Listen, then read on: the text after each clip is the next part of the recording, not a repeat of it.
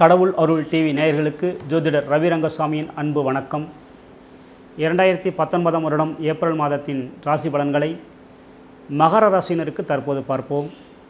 இந்த மகர ராசியினருக்கு தற்போது கிரக அமைப்புகளை பொறுத்தவரை இந்த மகர ராசியில் நிரந்தர கிரகம் எதுவும் இந்த மாதத்தில் உலவவில்லை. சந்திர பகவான் மட்டும் அவ்வப்போது உலவுகிறார். இந்த மாத தொடக்கத்தில் ஏப்ரல் 1ஆம் தேதி அவிட்ட நட்சத்திரத்தில் சந்திரனுடைய கோச்சாரம் ஆரம்பித்து ஒரு முழு சுற்றி இந்த 12 ராசிகளையும் சந்திரன் முழு சுற்றி இறுதி நாட்களில் 29, 30ஆம் தேதிகளில் மீண்டும் இந்த சந்திர பகவான் இந்த மகர வீட்டில் உலவுகிறார். மற்றபடி மற்ற கிரகங்கள் எதுவும் இந்த மகர வீட்டில் உலவவில்லை. அது நல்லதா கெட்டதா என்பது உங்களுடைய பரிகாரத்தை பொறுத்து தான் இருக்கிறது. ஒரு வீட்டில் ஒரு ராசியில் ஒரு கிரகம் இருந்தால் நல்ல கிரகம் இருந்தால் நற்பலன்கள், கெட்ட கிரகம் இருந்தால் கெட்ட பலன்கள் என்று சொல்வது தான் ஜோதிட விதிகள், விதி விலக்குகள் சார்ந்த பலன்கள். ஆனால் இதில் கிரகம் என்பது நிரந்தரமாக ஒரு கிரகம் உலவவில்லை. சந்திரனை தவிர பாக்கி எந்த கிரகம், சந்திரன் கூட 1ஆம் தேதி உலவுகிறார், மற்றபடி 29, 30ஆம் தேதி தான் உலவுகிறார். மற்ற எந்த கிரகமும் இந்த மகர வீட்டை பார்வை செய்யவில்லை. சரி, வேறு ஏதாவது கிரகம் பார்க்கிறதா என்றால் அதுவும் கிடையாது. வித்தியாசமாக இருக்கிறது அல்லவா? இத்தனை ராசி பலன்கள், எவ்வளவோ ராசி பலன்கள் பார்த்திருப்பீர்கள். இந்த விளக்கம் எந்த ஜோதிடரும் உங்களுக்கு சொல்லியிருக்க மாட்டார்கள். இந்த மகர ராசியை பொறுத்தவரை இது ஒவ்வொரு ஜோதிடத்திலும் இருக்கிறது. ஒவ்வொருடைய நபர்களுடைய ஜாதகத்திலும் வெற்றி இடங்கள் என்று இருக்கும், ராசிகள் இல்லாத கிரக வீடுகள் என்று இருக்கும். அந்த கிரக வீட்டில் கிரகம் இருக்காது, கிரகம் பார்க்காது, அப்படி சுத்தமாக இருக்கும் சில வீடுகள். அந்த சுத்தம் என்பது நன்மைக்கா தீமைக்கா என்பது தெரியாது. அந்த சுத்தம் என்பதை கணக்கிலேயே நம்முடைய ஜோதிடர்கள் பலன் சொல்லும்போது கணக்கிலேயே எடுத்துக்கொள்வதில்லை. இது மிகவும் துரதிர்ஷ்டமான ஒரு விஷயம். இந்த ஜாதகத்தில் திருமணம் முகூர்த்த நாள் குறிப்பது அல்லது காது குத்த முகூர்த்த நாள் குறிப்பது நல்ல விஷயங்களுக்காக முகூர்த்த நாள் குறிக்கும் போதெல்லாம் லக்னத்திற்கு 7ஆம் இடத்தில் 8ஆம் இடத்தில் கிரகம் இருக்கக்கூடாது, 7ஆம் வீடு சுத்தம் 8ஆம் வீடு சுத்தம் என்று பஞ்சாங்கத்தில் ஜோதிடத்தில் குறிக்கப்பட்டிருக்கிறது விதிகளில். அப்போ அந்த சுப முகூர்த்த நிர்ணயத்தில் அந்த விதிவிலக்கு அந்த நான் சொல்லக்கூடிய விஷயங்கள் குறிக்கப்பட்டிருக்கும். குறிப்பாக சுப முகூர்த்த தினத்தில் லக்னத்திற்கு, அதாவது திருமணம் முகூர்த்தம் நடைபெறக்கூடிய லக்னத்திற்கு 7ஆம் இடத்தில் 8ஆம் இடத்தில் கிரகம் இருக்கக்கூடாது. 7ஆம் இடம் 8ஆம் இடம் சுத்தம். வீடுமனை குடிபோகும்போது அந்த வாஸ்து நாள் அல்லது வீடுமனை குடிபோகும்போது அந்த அதற்கென்று ஒரு நாள் முகூர்த்தம் குறிக்கும்போது 2ஆம் இடம் சுத்தமாக இருக்க வேண்டும் என்று 1ஆம் இடம் கண்டிப்பாக சுத்தம் கிடையாது. 2ஆம் இடம் சுத்தமாக இருக்க வேண்டும், 3ஆம் இடம் சுத்தமாக இருக்க வேண்டும், 4ஆம் இடம் 5ஆம் இடம் 6ஆம் இடம் 7ஆம் இடம் 8ஆம் இடம் 9, 10, 11, 12 என்று ஒவ்வொரு விஷயங்களுக்காகவும் ஒவ்வொரு நற்செயல்களுக்காகவும் சுபகாரியங்களுக்காகவும் இந்த வீடுகள் சுத்தமாக இருக்க வேண்டும் என்று சொல்லப்பட்டிருக்கிறது. அதே போல தான் ஒவ்வொருடைய ஜாதகத்திலும் 12 கட்டங்களில் ஒரே ராசி வீடுகள் கூட ஒரே ராசியில் 4 கிரகங்களோடு இருக்கும். சில ராசி வீடுகள் சுத்தமாக இருக்கும், கிரகம் இருக்காது. அப்படி கிரகம் இல்லை என்றாலும் 7ஆம் இடத்தில் இருக்கக்கூடிய கிரகம் தன்னுடைய 7ஆம் பார்வை செய்துவிடும். மற்றபடி சனி, செவ்வாய், குரு சார்ந்த கிரகங்களுடைய சிறப்பு பார்வைகளும் விழும். இப்படி எந்த கிரகமும் இல்லாமலும் எந்த கிரகத்தினுடைய 7ஆம் பார்வை மற்றும் சிறப்பு பார்வைகளும் அமையாமலும் சில ஜாதகங்களில் ஒரு வீடோ அல்லது ஒன்றுக்கு மேற்பட்ட வீடுகளோ சுத்தமாக இருக்கும். அந்த இடம் லக்னத்திற்கு எந்த இடம், எத்தனாவது வீடு, அந்த வீட்டின் அதிபதி எப்படி இருக்கிறார், அந்த வீட்டின் சார்ந்த பலன்களை சொல்வதில் அந்த பலன்களை சொல்வதிலே கணக்கில் எடுத்துக்கொள்வது கிடையாது இந்த ஜோதிடர்கள். அதனால் இது ஜோதிடத்தை சீர்திருத்தம் சார்ந்த ஒரு விஷயமாகும். அந்த வகையில் இந்த பஞ்சாங்கத்தை பொறுத்தவரை இந்த ஏப்ரல் மாதத்தை பொறுத்தவரை இந்த மகர வீட்டில் இந்த சந்திர பகவானை தவிர வேறு எந்த ஒரு நிரந்தர கிரகமும் கிடையாது. மற்றபடி கிரகத்தினுடைய பார்வையும் கிடையாதுங்கிற அளவிற்கு இந்த மகர வீடு பாதிக்கப்பட்டிருக்கிறது. ஒரு வீடு என்றால் அந்த வீட்டில் அந்த ஓனர் இருக்க வேண்டும் அல்லது யாராவது வாடகை குடியிருக்க வேண்டும். அப்பொழுது தான் வீட்டை பயன்படுத்த முடியும், பயன்பெற முடியும். அந்த வீடு சுபிட்சமாக தெரியும். அந்த வீட்டில் யாருமே இல்லை என்றால், ஓனரோ அல்லது வாடகைதாரரோ இல்லை என்றால் அந்த வீட்டில் விளக்கு ஏற்றுவதற்கு ஆள் இல்லாமல் அந்த வீடு ஒரு மூடத்தன்மை கொடுக்கக்கூடிய ஒரு வீடாக மாறிவிடும், பிரயோஜனமற்ற ஒரு வீடாக மாறிவிடும். காட்டு பங்களெல்லாம் சொல்கிறோம் பார்த்தீங்களா, வீடு ஆளே குடி போக முடியல, வாழ முடியல, அந்த வீட்டில் பேய் புகுந்துருச்சு, அது புகுந்துச்சு, இது புகுந்துருச்சுன்னு ஒரு விஷயம் சொல்கிறோம், பயமுறுத்துற அளவுக்கு சொல்கிறோம்ல. அந்த மாதிரியான தோஷங்களை கொடுக்கக்கூடிய அந்த சுத்த வீடுகள் அமைந்து விடுகின்றன. அந்த முகூர்த்தத்தை பொறுத்தவரை இந்த சுத்த வீடுகள் யோகத்துக்கு உட்பட்டதான் அமையும். ஆனால் ஜாதகத்தை பொறுத்தவரை, கோச்சாரத்தை பொறுத்தவரை அந்த கிரகம் இல்லாத, கிரக பார்வை இல்லாத வீடுகள் என்பது அதனுடைய பலன்கள் என்பது கேள்விக்குறியாக தான் அமைந்து விடுகிறது. அந்த வகையில் இந்த மகர ராசிக்கு வித்தியாசமான ஒரு அமைப்பாக மாதமாகத்தான் ஏப்ரல் மாதம் இருக்கிறது. இந்த கிரகம் இல்லாதது ஜாதகத்திற்கு தோஷம், கிரக பார்வையும் இல்லாதது தோஷம். 1ஆம் தேதி அந்த சந்திரனுடைய கோட்சாரம் அவிட்ட நட்சத்திரத்தில் தான் ஆரம்பிக்கிறது. அடுத்து 29ஆம் தேதி 30ஆம் தேதி தான். இதுக்கு இடையில் எந்த ஒரு கிரகமும் பார்வை செய்யவில்லை. இந்த சந்திரபகவான் 7ஆம் இடத்தில் உழவும் போது சந்திரபகவான் தன்னுடைய ஆட்சி வீடான 7ஆம் இடத்தில் புனர்பூச நட்சத்திரம் 4ஆம் பாதம், பூச நட்சத்திரம், ஆயில்ய நட்சத்திரத்தில் உழவும் போது தன்னுடைய 7ஆம் பார்வை மூலம் இந்த தன்னுடைய 7ஆம் பார்வை மூலம் மகர வீட்டை மகர ராசியை பார்வை செய்கிறார். ஆக அந்த ஒரு விஷயம்தான். சந்திரன் தான் இந்த ஜாதகத்திற்கு கொஞ்சம் அனுகூலமாக இருக்கிறார் மகர ராசிக்கு இந்த மாதத்தில். மற்ற எல்லா கிரகங்களும் அங்கங்கே இருப்பதால் அது சார்ந்த பலன்களும் ஜாதகத்தின் நடைமுறைக்கு வரும். ஆனால் ராசியில் கிரகம் இல்லை, கிரக பார்வை இல்லை என்பது சற்று அது சார்ந்த பலன்களை எந்த அளவுக்கு நமக்கு நடைமுறை வரும் என்பதை நாம் யோசித்து தான் செயல்பட வேண்டும். அந்த வகையில் என்னுடைய ஆராய்ச்சி பூர்வமாக இந்த விஷயங்கள் உங்களுக்கு தெளிவுபடுத்த இருக்கிறோம். வேறு எந்த வகையிலும் இந்த மாதிரியான ஒரு கண்ணோட்டத்துடன் உங்களுக்கு ராசி பலன்கள் சொல்வதற்கான ஆட்கள் இருந்திருக்க மாட்டார்கள், இல்லவும் இல்லை. என்னால் யாரும் ஆதாரம் இருந்தால் எனக்கு அனுப்பி வைங்கள். கண்டிப்பாக இந்த அணுகுமுறையில் யாரும் ராசி பலன்கள் சொல்லியிருக்க மாட்டார்கள். அப்படி ஒரு சிறப்பான விஷயமாக நாம் மற்றவர்களுக்கு வழிகாட்டுகிறோம் என்றால் சிறப்பாக ஆராய்ந்து வழிகாட்ட வேண்டும். அந்த வகையில் ஒரு பொறுப்புணர்வோடும் ஜோதிட விதிகளுக்கு உட்பட்டும் ஒரு நிரூபிக்கக்கூடிய வகையில் இருக்க வேண்டும். அந்த நிரூபிக்கக்கூடிய வகையில் திருக்கணித பஞ்சாங்கப்படி இந்த மகர வீட்டில் இந்த ஏப்ரல் மாதத்தில் நிரந்தர கிரகம் எதுவும் கிடையாது. சந்திரனை தவிர முதல் தேதி, அடுத்து 29, 30ஆம் தேதிகளில் தான். இடையில் சந்திரனுடைய பார்வை கடக வீட்டில் உழுவும்போது ஏற்படுகிறது. மற்ற நாட்களெல்லாம் ஒரு 26 நாட்கள் இந்த மகர வீடு சுத்தமாக தான் இருக்கிறது. இந்த மகர வீட்டில் சுத்தமாக கிரகம் இல்லை, கிரக பார்வை இல்லைன்னா மகர ராசிக்காரர்களை எப்படி நாம் அணுகுவது, அவர்கள் எப்படி இருப்பார்கள், அவர்களோட பலன் எப்படி இருக்கும்? மற்ற ராசிக்கெல்லாம் சொல்லும்போது அந்த ராசி அதிபதி அப்படி இருக்கிறார், இப்படி இருக்கிறார், அந்த ராசி அந்த கிரகம் பக்கத்து இந்த கிரகம் போது இப்படியெல்லாம் நம்ம பலன் சொல்லுவோம். அப்படி தான் ஜோசியர் சொல்லிக்கிட்டு இருக்கிறாங்க. ஆனால் இந்த மகர ராசிக்கு எந்த கிரகம் இல்லை, கிரக பார்வை இல்லை, ராசி அதிபதி அப்படின்ற விஷயம்லாம் இருக்குது. அதனால் இந்த கிரகம் இல்லைங்கிறத நம்ம இந்த ஜாதகத்தை பொறுத்தவரையும் என்னுடைய அனுபவத்துலேயும் சரி, மற்றவங்க ஜாதகர்களுக்கு சொன்ன ஒரு பலன்களுடைய பயன்பாட்டிலும் சரி, அந்த அனுபவத்தை வச்சு சொல்கிறோம். இது வித்தியாசமான ஒரு அணுகுமுறை, வித்தியாசமான ஆராய்ச்சி பூர்வமான ஒரு நிரூபிக்கக்கூடிய ஒரு விஷயம். இந்த மகர வீட்டில் நிரந்தர கிரகம் இல்லை, நிரந்தர கிரகம் பார்வையும் கிடையாது. இந்த சந்திரனை தவிர மற்ற கிரகங்களுடைய கோட்சாரம் இல்லைங்கிறது விஷயம். அப்போ இந்த மகர ராசிக்காரங்களுடைய வாழ்க்கை எப்படி அமையும் இந்த மாதத்தில்? ராசியில் ஒரு நல்ல கிரகம் தான் நல்ல பலன், கெட்ட கிரகம் தான் கெட்ட பலன் சொல்லுவோம். அப்படி நல்லதும் இல்லை கெட்டது இல்லைங்கிறப்ப இந்த மகர ராசிக்காரனுடைய 26 நாட்களுடைய வாழ்க்கை எப்படி அமையுங்கிறது தான் இந்த ராசிக்கு இந்த மாதத்துக்கு உட்பட்ட ஒரு வித்தியாசமான ஒரு அணுகுமுறையாக இருக்கும். இதில் வந்து கிரகமே இல்லை, கிரக பார்வை இல்லைங்கிறது ஜாதகத்தை முன்னேற்ற தடைகள் அதிகமாக இருக்கும் இந்த மகர ராசியினருக்கு. அதுவும் குறிப்பாக 30 வயசுக்கு உட்பட்ட அந்த மகர ராசிக்காரர்களுக்கு அந்த ராசி அதிபதியான சனி பகவான் 7.2 சனியாகி விரயஸ்தானத்தில் இருக்கிறதுனால கூடுதல் கஷ்ட நஷ்டங்கள், வரவுக்கு மீறிய செலவு ரெண்டு பண்ணி கொடுக்கறது, நமக்கு தகுதி உயர்வு இருந்தாலும் தகுதி உயர்வுக்கு தகுதியான ஆளாக நீங்கள் இருந்தாலும் அந்த தகுதி உயர்வு உங்களுக்கு கிடைக்காம போகிறது. இப்போ சொன்ன பார்த்தீங்களா, மகராசி கிரகம் இல்லைன்ட்டு நீங்கள் தகுதி உயர்வுக்கு தகுதியான ஆள் தான், ஆனாலும் அந்த தகுதி உயர்வு உங்களுக்கு வந்து சேராமல் அதை மற்றவங்க தட்டி பறிச்சுட்டு போயிடுவாங்க. ப்ரொமோஷனே இல்லாத ஒரு தொழிலில் ஈடுபடக்கூடிய நபர்களாகவும் மாறுவதற்கான வாய்ப்பு அதிகமாக இருக்கிறது. தகுதி உயர்வுன்னா தொழில் சார்ந்த தகுதி உயர்வு இருக்கலாம். அடுத்து பணம் சார்ந்த வகையிலையும் வருமான உயர்வு இருக்கும். அந்த வருமான உயர்வையும் அனுபவிக்க முடியாத ஒரு காலகட்டமாக இந்த மகர ராசிக்கு இந்த ஏப்ரல் மாதம் இருக்குது. அது கவனமாக பார்த்துக்கணும். மகர ராசியில் கிரகம் இல்லை, மகர வீட்டில் கிரகம் இல்லை, கிரக பார்வை இல்லைங்கிறது ஒரு கோணம், அது தோஷத்துக்கு உட்பட்ட ஒரு கோணம். அடுத்து பார்த்திங்கன்னா மகர ராசிக்கு அதிபதியான சனி பகவான் விரயஸ்தானத்தில் இருக்கிறதுனால மங்கு சனி 7.2 சனியில் மங்கு சனி நடந்தாலும் சரி, பொங்கு சனி நடந்தாலும் சரி, அவங்களுக்கெல்லாம் செலவுகள் அதிகமாக இருக்குது. மங்கு சனிக்காரங்களுக்கு ஆகக்கூடிய செலவுகள் வீண் விரயமாக போய் முடியறதுக்கு வாய்ப்பு நிறைய இருக்குது. வீண் விரயங்கிறது இப்போ பண்ணும்போது செலவு பிரயோஜனமாக தெரியும், பண்ணி முடிச்சதுக்கப்புறம் அந்த செலவுனால இன்றைக்கோ நாளைக்கோ அடுத்த வருஷமோ பலனே கிடைக்காது. அதுதான் வீண் விரயன்றது. அதனால் மங்கு சனிக்கு உட்பட்டவங்க 30 வயசுக்கு உட்பட்டவங்க செலவுகளை கொஞ்சம் கவனமாக பண்ணணும்.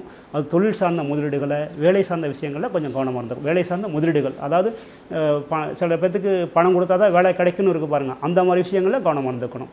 அடுத்து முதலீடு செய்யலாம், இன்றைக்கி இல்லைனாலும் நாளைக்கு அது வந்துடும், நமக்கு இப்போக்கி திருப்தியான ஒரு முதலீடு தானே அப்படிங்கிற மாதிரி இன்றைக்கி சின்ன அளவில் முதலீடு தானே செய்யலான்ட்டு பார்த்தாலும் அந்த முதலீட்டுனால இன்றைக்கி இல்லை என்றைக்கும் பிரயோஜனம் இருக்காது. அந்த மாதிரி ஒரு பாதிப்பெல்லாம் இந்த மகர ராசிக்கு அதிபதியான சனி 12 இருக்கிறதுனால 7.2 சனிக்கு உட்பட்டு இருக்குது. இந்த பொங்கு சனிக்காரவங்களுக்கு கொஞ்சம் பரவாயில்ல, முதலீடு செஞ்சாலும் கொஞ்சம் பின்னாடி இன்றைக்கி இல்லைனாலும் நாளைக்கு ஒரு வருமானம் கிடைக்கும் அப்படிங்கிறத நம்பி கொஞ்சம் செய்யலாம் முதலீடு இந்த வகையில். அடுத்து இந்த மகர ராசிக்கு 2ஆம் இடம் குடும்பஸ்தானம், அந்த இடத்துல மாத தொடக்கத்தில் சுக்கிரனும் புதனும் உழவுறாங்க. 11ஆம் தேதி வரையும் புதனும் 16ஆம் தேதி வரை சுக்கிரன் உழவுறாங்க. அதுக்கப்புறம் கிரகம் இல்லை, கிரக பார்வையும் கிடையாது. இதனால் பார்த்திங்கன்னா 11, 11ஆம் தேதி 16ஆம் தேதி வரையும் குடும்ப உறுப்பினர்களை உங்களுக்கு நன்மை, உங்களால் அவங்களுக்கு நன்மை அப்படிங்கிற யோகம்லாம் இருக்குது. 16ஆம் தேதி அதே நேரத்தில் இந்த ராசி அதிபதியான சனி பகவான் விரயஸ்தானத்திலிருந்து குடும்பஸ்தானத்தை பார்வை சார் 3ஆம் பார்வையினால் இது மாதம் முழுக்க அந்த பார்வை இருக்குது. சனி பகவானுடைய பார்வை இந்த 2ஆம் இடத்துக்கு இப்போ புரிஞ்சுக்கணும்.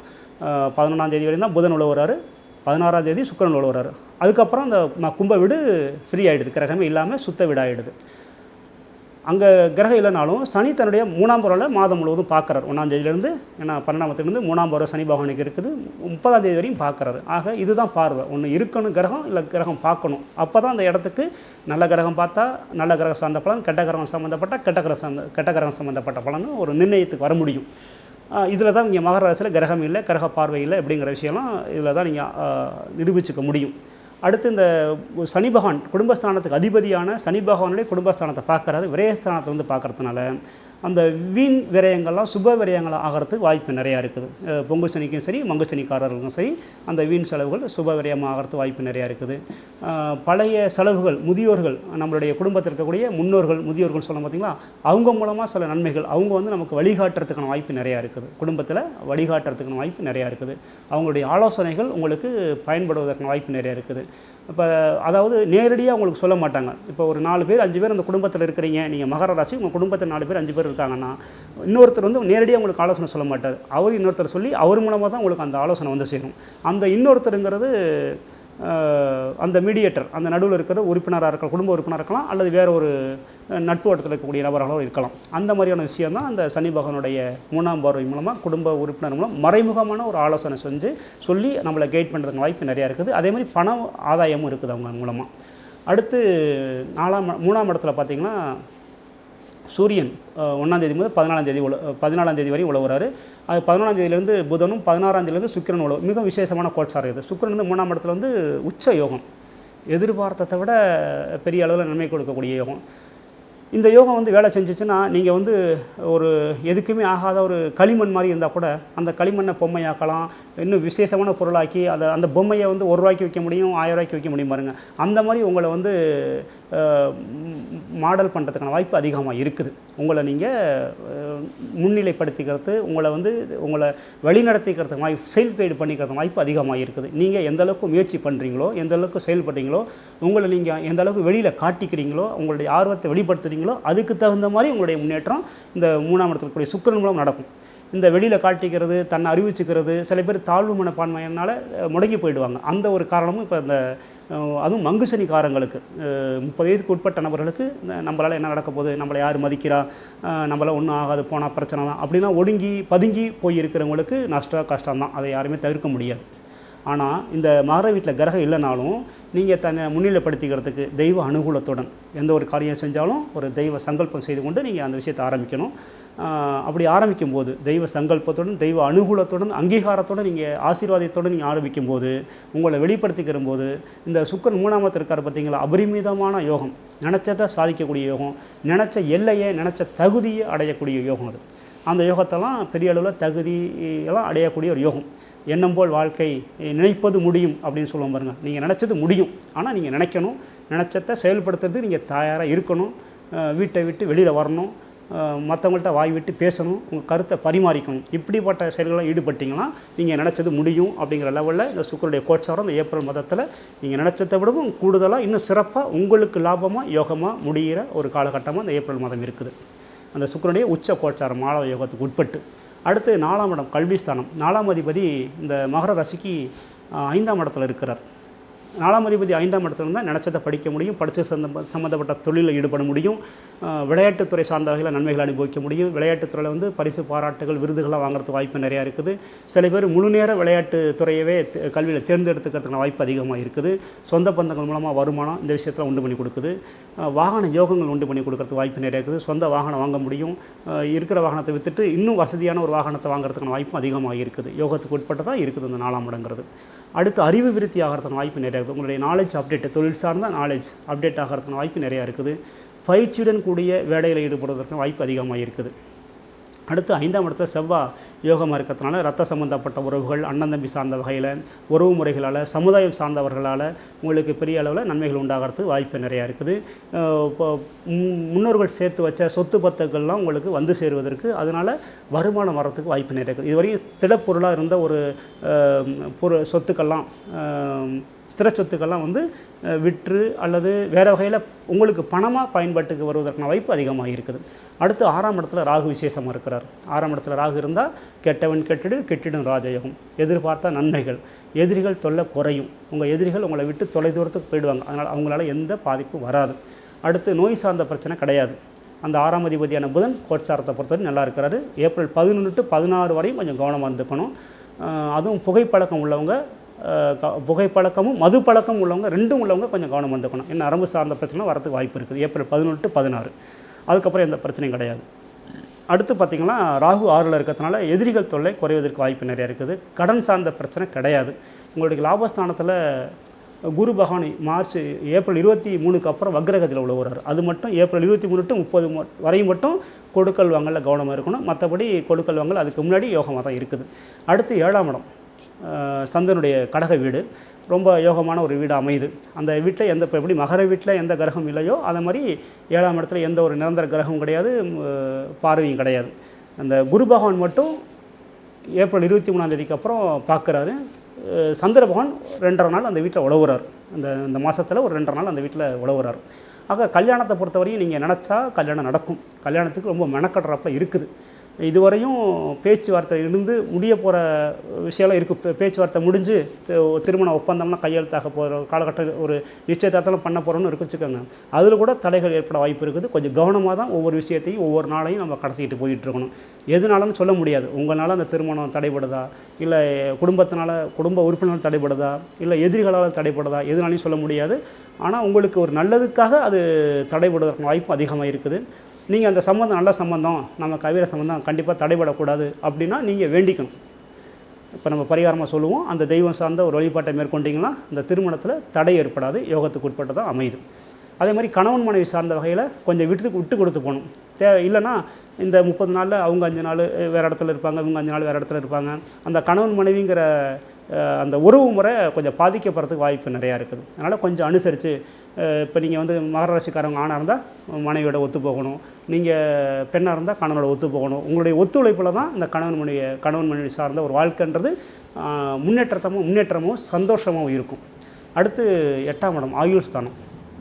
ஆயுள் ஸ்தானத்தில் கிரகம் கிடையாது. ஆயுள் ஸ்தானாதிபதியான சூரியன் 3ஆம் இடத்துலையும் 4ஆம் இடத்துலையும் விசேஷம் வருவார். இந்த ஆயுள் ஸ்தானம் செவ்வாய் பகவான் விசேஷமாக பார்க்குற 4ஆம் பார்வையில் பார்த்துக்கிட்டு மாதம் முழுவதும் பார்க்குறாரு. இந்த வகையில் எதிர்பார்த்த நன்மைகள் உண்டாகிறதுக்கும், சொல்லி வச்சு சில விஷயங்களை ஜெயிக்கிறதுக்கான வாய்ப்பு நிறையா இருக்குது. அதிகாரம் உங்களை தேடி வரதுக்கான வாய்ப்பு நிறையா இருக்குது. பாருங்கள், மகர வீட்டில் கிரகம் இல்லைன்னு சொன்னோம், அதனால் முன்னேற்ற தடைகள் இந்த மாதிரி விஷயம் தனிநபருக்கு, மகர ராசிக்காரருக்கு. ஆனால் 8ஆம் இடத்தை அந்த செவ்வாய் பார்க்குறதுனால நீங்கள் சும்மா உட்காந்துருந்தாலும் உங்கள் சொந்த பந்தம், உங்கள் நட்புலேருந்து யாராவது ஒருத்தர் வந்து நீ வெளியில் வாமா ஒன்று உங்களை கூப்பிட்டு ஒரு பொறுப்புகளை கொடுத்து செயல்பட வைப்பாங்க. அந்த மாதிரி ஒன்று யோகம் இந்த 8ஆம் இடத்துல இந்த செவ்வாய் பார்க்கறதுனால உங்களுக்குன்னு ஒரு தகுதியை வந்து உங்களை தேடி வரதுக்கு வாய்ப்பு நிறையா இருக்குது. அதான் சொன்ன பாருங்கள், நீங்கள் ஃபஸ்ட்டு வீட்டை விட்டு வெளியில் வரணும். வெளியில் வந்து எனக்கு அது வேணும் இது வேணும்னு சொன்னீங்கன்னா அது உங்களை தேடி வரும். அதை செஞ்சு கொடுக்கறதுக்கு 10 பேர் 20 பேர் தயாராக இருப்பாங்க. ஆயுள் சார்ந்தவர்கள் எந்த தோஷமும் கிடையாது. அடுத்து 9ஆம் இடம் பாக்கிய ஸ்தானத்தை பொறுத்தவரையும் பார்த்திங்கன்னா அந்த அதிபதியான புதன் விசேஷமாக இருக்கிறார். 2ஆம் இடத்துலையும் அடுத்து 3ஆம் இடத்துல உள்ள ஆரம்பிக்கிறார். ஏப்ரல் 11 to 16 மட்டும்தான் நீச்சத்தில் இருக்கிறாரு. அதனால் வந்து பார்த்திங்கன்னா வழக்கு சார்ந்த வகையில், ஸ்திர சொத்துக்கள் சார்ந்த வகையில் வழக்குகள் இருந்தால் அது கொஞ்சம் நிலுவையில் இருக்கும் 11லேருந்து 16ஆம் தேதி வரையும். அதுக்கு முன்னும் சரி அதுக்கு பின்னும் சரி உங்களுக்கு சாதகமாக முடியறதுக்கு வாய்ப்பு நிறையா இருக்குது. குறிப்பாக ஏப்ரல் 16க்கு அப்புறம் இந்த புதன் நீச்சப்பங்கிற ஜோகத்தில் இருக்கிறதுனால பூர்வீகமாக இருக்கக்கூடிய அல்லது உங்களுடைய ஸ்திர சொத்துக்கள் நீங்கள் சம்பாதித்து சேர்த்துருக்கிற விஷயத்தெல்லாம் வழக்குகள் இருந்துச்சுன்னா அதெல்லாம் தீர்வுக்கு வந்து உங்களுக்கு வந்து சேரும், கைக்கு வந்து சேரும். உங்களுக்கு வந்து சேருவதற்கான அறிகுறிகள் தென்படும் சில பேர்த்துக்கு. அந்த மாதிரியான யோகத்தில் இந்த 9ஆம் இடம் யோகமாக தான் இருக்குது. அடுத்து 10ஆம் இடம் வேலையை பொறுத்தவரையும் நீங்கள் நினச்சிங்கன்னா வேலை கிடச்சிரும். உங்களை வேலை தேடி வரும். நீங்கள் தனிப்பட்ட மேலே தேடினாலும் உங்களுக்கு வேலை கிடைக்கும். உங்கள் குடும்பத்திலிருந்து உங்களுக்கான வேலையை தேடி கொடுக்கறதுக்கு வாய்ப்பு நிறையா இருக்குது. பாருங்கள், அடுத்து உறவினர்கள் சார்ந்தவர்களையும் தேடி கொடுத்து வேலை நிறையா இருக்குது. அரசாங்க வேலை கூட உங்களுக்கு தேடி வரதுக்கு வாய்ப்பு நிறையா இருக்குது. அரசு சார்ந்த வகையில் ஒரு தற்காலிக பணிகளையும் ஈடுபடுறதுக்கு வாய்ப்பு நிறையா இருக்குது. கவர்மெண்ட்டு, ப்ரைவேட்டு எல்லா வகையிலும் உங்களுக்கு வேலை தயாராக இருக்குது. ஆனால் அந்த வேலையை ஏற்றுக்கிறதுக்கான மனப்பக்குவம் உங்களுக்கு வரணும். ஏன்னா மனப்போக்கம் வர விடாமல் தான் நீங்கள் அதை மனப்போக்கங்கிறது நீங்கள் தயாராகணும் பாருங்கள். நீங்கள் தயாராகாத அளவுக்கு தான் உங்களுடைய ராசி வீட்டில் மகர ராசியில் இந்த மாதத்தில் கிரக கோச்சாரம் இல்லாமல் இருக்குது. சுத்த வீடுன்னு சொல்கிறது அந்த தோஷம் தான். எல்லோரும் உங்களுக்கான வேலையை வீட்டிலேருந்து வச்சுருப்பாங்க, குடும்பத்தில் எல்லாருமே ஏற்பாடு பண்ணி வச்சுருப்பாங்க. ஆனால் நீங்கள் எந்த வேலையை தேர்ந்தெடுக்கணும் அப்படிங்கிறதுல முடிவு இருக்குது. தேர்ந்தெடுக்கிறதுக்கே நீங்கள் தயங்குவீங்க. அந்த பொறுப்பை தட்டி கழிப்பீங்க. வேலைக்கு போகணும் அப்படிங்கிறதெல்லாம் தட்டி கழித்து சும்மா இருப்பதே சுகங்கிற லெவலில் இருந்துகிட்டு இருப்பீங்க. அது பின்னாடி உங்களுடைய தகுதி உயர்வை, உங்களுடைய கிரேடை குறைக்கிறதுக்கு வாய்ப்பு நிறையா இருக்குது. சும்மா இருந்தால் சும்மா இருப்பது சுகம், பட் ஆனால் அது வேறு வகையான தோஷத்தையும் கொடுத்துரும். இப்போ சாப்பிட்டோன்னே வேலை செய்யணும், அப்போ தானே செரிமானமாகி அந்த சாப்பாடு சத்தாக போய் உடலுக்கு மாறும். இல்லைனா அது பாட்டுக்கு பார்த்திங்கன்னா அது ஃபுட் அலர்ஜி இந்த மாதிரி விஷயத்தை உண்டு பண்ணி கொடுத்துரும். இதனால் சும்மா இருப்பது சுகம் என்று நினைத்துக்கிட்டு இருக்காமல் ஒரு வேலையில் ஈடுபடுறது நல்லது. அந்த வேலையில் கொஞ்சம் கவனமாக 7 சனி நடக்கிறதுனால குறிப்பாக மங்கு சனிக்காரவங்க கொஞ்சம் கவனமாக ஈடுபட்டுக்கணும். அடுத்து தொழில் சார்ந்த வகையில் பெரிய அளவில் முன்னேற்றம் உண்டாகிறதுக்கு வாய்ப்பு இருக்குது. தொழில் சார்ந்த விஸ்தரிப்புகள், தொழில் விரிவாக்கம் நடைபெறதுக்கு வாய்ப்பு அதிகமாக இருக்குது. தொழிலில் எல்லாருமே உங்களுக்கு உதவ முன் வருவாங்க. அரசு சம்மந்தப்பட்ட அல்லது ப்ரைவேட் சம்மந்தப்பட்ட பேங்கில் இருந்தால் பணம் கிடைக்கும். தொழில் நீங்கள் அப்ளை பண்ணிங்கன்னா கண்டிப்பாக பணம் கிடைக்கும். தனிநபர்களுடைய பண ஆதரவும் உங்களுக்கு கிடைக்கிது. பெண்கள் சார்ந்த வகையில் குடும்பத்தில் இருக்கிற பெண்கள், நட்போடு இருக்கக்கூடிய பெண்கள் மூலமெல்லாம் உங்களுக்கு தொழில் சார்ந்த பண ஆதரவு கிடைக்கிது. யோகத்துக்கு உட்பட்டு தான் இருக்குது. அடுத்து தொழில் சார்ந்த வெளியூர் வெளிநாடு பயணங்களையும் மேற்கொள்ள முடியும். தொழிலில் புதிய உத்திகளை, விளம்பர யுக்திகளை பயன்படுத்தி தொழிலை விரிவாக்கம் பண்ணுறதுக்கான வாய்ப்பும் அதிகமாக இருக்குது. அடுத்து 11ஆம் இடம் லாபஸ்தானம். லாபஸ்தானத்தில் 23ஆம் தேதி வரையும் கிரகம் கிடையாது. ஆனாலும் செவ்வாய் தன்னுடைய 7ஆம் பார்வையினால் அந்த லாபஸ்தானத்தை தன்னுடைய சொந்த வீட்டை பார்த்துக்கிட்டு இருக்கிறார். அதனால் உங்கள் சொந்த பந்தங்கள் மூலமாக உங்களுக்கு வருமானம், அன்றாட செலவுகளுக்கான பணம் வந்துக்கிட்டு இருக்கும். 7 சனினால அது சரியில்லை இது சரியில்லை நீங்கள் வேலைக்கே போகாமல் இருந்தால் கூட உங்களுடைய செலவுகளுக்கான பணம் வந்துக்கிட்டு இருக்கும். அந்த உறவு முறைகள், குடும்ப உறுப்பினர்களாலேயும் சரி, உறவு முறைகள் சம்மந்தப்பட்ட நபர்களாலேயும் சரி வந்துக்கிட்டு இருக்கும். ஏப்ரல் 23ஆம் தேதிக்கு அப்புறம் பார்த்திங்கன்னா அந்த குரு அங்கே வந்துடுறாரு. ஏப்ரல் 23ஆம் தேதி வரையும் உங்களுக்கு தேவையான பணம் வந்துக்கிட்டு இருக்கும். ஏப்ரல் 23க்கு அப்புறம் அந்த வருமானத்தில் தடை ஏற்படும். வந்துக்கிட்டு இருக்கிறது தடை ஏற்படுறதுக்கு வாய்ப்பு நிறையா இருக்குது. பரிகாரம் செஞ்சுக்கிட்டால் தான் அந்த வருமானத்தை நீங்கள் அன்றாட செலவுக்கான வருமானத்தை கூட நீங்கள் அனுபவிச்சுக்க முடியும். மங்கு சனிக்காரர்களுக்கு, பொங்கு சனிக்காரர்களும் யோகத்துக்கு உட்பட்டிருக்குது. அடுத்து விரயஸ்தானம். விரயஸ்தானத்தில் பார்த்திங்கன்னா சனி பகவான் உழவி கொண்டிருக்கிறார். கேது பகவான் வர்க்கோத்தம யோகத்தில் உழவுறாரு. ப்ளஸ் செவ்வாய் பகவான் மாதம் முழுவதும் பார்க்குறாரு. ராகு பகவானும் மாதம் முழுவதும் பார்க்குறாங்க. செவ்வாய் பார்வை 8ஆம் பார்வையிலையும் 7ஆம் பார்வையில் ராகுவும் பார்க்குறாங்க. ஆக 2 கிரகம் அங்கே இருக்குது, 2 கிரகம் பார்க்குது. எக்ஸ்ட்ரா அந்த அதிபதியான குரு பகவானும் அந்த இடத்துல ஏப்ரல் 1ஆம் தேதியிலேருந்து 10ஆம் தேதி வரையும் நேர்கதியில் உழவுறார். இந்த நேர்கதியில் உள்ள காலகட்டம் சுப செலவுகள் நிறைய நடக்கும். குடும்பத்தில் உங்களை முன்னிட்டு அல்லது குடும்பத்தில் ஒரு சுப செலவுகள் நடக்கிறதுக்கு வாய்ப்பு நிறைய இருக்கும். கல்வி சார்ந்த செலவுகள் நடக்கிறதுக்கு வாய்ப்பு நிறையா இருக்கும். இந்த கல்வியை பொறுத்தவரைக்கும் பார்த்திங்கன்னா ஏப்ரல் 10ஆம் தேதிக்கு அப்புறம் குரு வக்ரகதி அடைய ஆரம்பிச்சிடும். சொந்த வீட்டிலேயே வக்ரகதி அடைகிறது கொஞ்சம் பலவீனம். அதனால் கல்வி சார்ந்த முதலீடுன்னு ஒன்று இருக்கும் பார்த்திங்களா. பணம் கொடுத்து அந்த படிப்பு படித்தாலாம், பணம் கொடுத்து இந்த படிப்பை படித்தாலாம் அப்படின்ற மாதிரி விஷயம்லாம் இருக்குது. இல்லை பணம் கொடுத்து வெளிநாட்டில் போய் படிக்கிறது. ஆக படிப்புக்காக பணம் சார்ந்த முதலீட்டில் கொஞ்சம் கவனமாக இருந்துக்கணும். இந்த ஏப்ரல் 10ஆம் தேதிக்கு அப்புறம் 23ஆம் தேதி வரை 23க்கு அப்புறம் திருப்பியும் அந்த குரு வக்ர பயிற்சி அடைஞ்சு 11ஆம் இடத்துக்கு போய்ட்டார். அப்போவும் நம்ம கவனமாக தான் இருந்துக்கணும். பணம் கொடுத்த பணத்தை கூட வாங்க முடியாது. நம்ம பணத்தை கொடுத்துட்டு அதுக்கப்புறம் பணம் கொடுத்துட்டோமே வேறு படிப்பு போகலாமே, இந்த பணத்தை திருப்பி வாங்கலாமான்னு நினச்சா கூட அந்த பணம் சேராது. அந்த மாதிரியான ஒரு ப்ராப்ளத்துக்கு உட்பட்ட ஒரு காலகட்டம் தான் ஏப்ரல் 10லேருந்து 23 வரை இருக்குது. இந்த விரயஸ்தானத்துக்கு அதிபதியான குருவுடைய கோச்சாரம் தான் பாதிப்பாக இருக்குது. நம்ம பரிகாரம் சொல்கிறோம். அந்த பரிகாரத்தை செஞ்சுக்கிட்டிங்கன்னா கூடுதல் நன்மைகளை அனுபவிக்க முடியும். அது கல்வி சார்ந்த முதலீட்டில் அந்த பணம் கொடுக்கல் வாங்கல், வேலை சார்ந்த வகையில் பணம் கொடுத்தா வேலை கிடைக்கும் அப்படிங்கிற விஷயத்துலையும் இந்த பணம் கொடுக்கல் வாங்கல கொஞ்சம் கவனமாக இருந்துக்கணும். இப்போ 12 வீடு சார்ந்த பணங்களை இந்த தனுசு மகர ராசிக்கு நம்ம சொல்லியிருக்கோம். இந்த மகர ராசிக்காரர்கள் இந்த ஏப்ரல் மாதத்தில் உபயதாரர் வழிபாடு செய்து கொள்ள வேண்டும். உபயதாரர் வழிபாடு என்பது நீங்கள் ஒரு சாமிக்கு ஏதோ ஒரு தெய்வத்துக்கு உங்களுக்கு பக்கத்தில் பயணம் பண்ண வேண்டிய தேவை கிடையாது. உங்களுக்கு அருகாமையில் நீங்கள் விரும்பக்கூடிய, நீங்கள் நம்பக்கூடிய உங்களுடைய இஷ்ட தெய்வம் சார்ந்த ஒரு அபிஷேகம் புக் பண்ணி ஒரு சின்ன அளவில், இதுக்காக பெரிய அளவில் செலவு பண்ணிக்க வேணாம், சின்ன அளவில் ஒரு அபிஷேகம் புக் பண்ணி, இல்லை சில அபிஷேகம் பண்ணும்போது கூட்டு உபயதாரர்கள் அதில் ஈடுபடுவாங்க. நிறைய பேர் சேர்ந்து இப்போ பிரதோஷ காலம்லாம் பார்த்திங்கன்னா நிறைய உபயதாரர்கள் கலந்து ஆளுக்கு 100 200 போட்டு இந்த அபிஷேகத்தை சிவனுக்கும் நந்திக்கும் அம்பாளுக்கெல்லாம் செய்வாங்க.